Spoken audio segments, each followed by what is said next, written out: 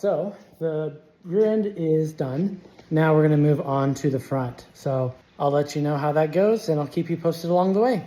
First off is gonna be removing the wheel and jacking up each side. I don't have a lift, so I just put literally blocks behind my tires.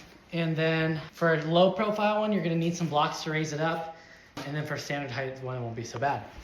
So that's where I'm gonna start.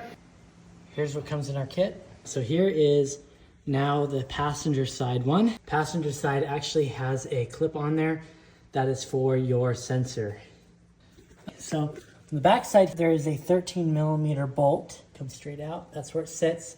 You're gonna need to remove that. Next what we'll do is remove this brake sensor. It just pulls out like that. I got the 2 pins the majority of the way out, but I'm gonna grab them the rest of the way with pliers. I just used something small enough to go into the hole if I didn't have an existing pin and hammered it in, or hammered it across. I got one of them removed, so it made it a little bit easier to get one of them out too. There's those parts. So now we remove the centerpiece. It should just slide across this way, and we'll just try to move that out of the way. It's a little stuck right now, so I'm gonna work on it a little bit.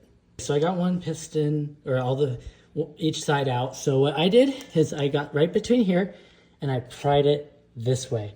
Top, middle, just so then these can be completely flat. So when you put the new one in, it'll fit in easily. I did the same thing, I'm doing the same thing for the other side. New pads are now in, and also sensor is on.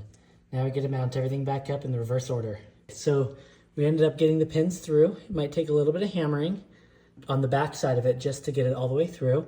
I also used a pry bar just to hold this piece in place. This clip that goes all the way down, just wedged it just to help keep it in its own zone.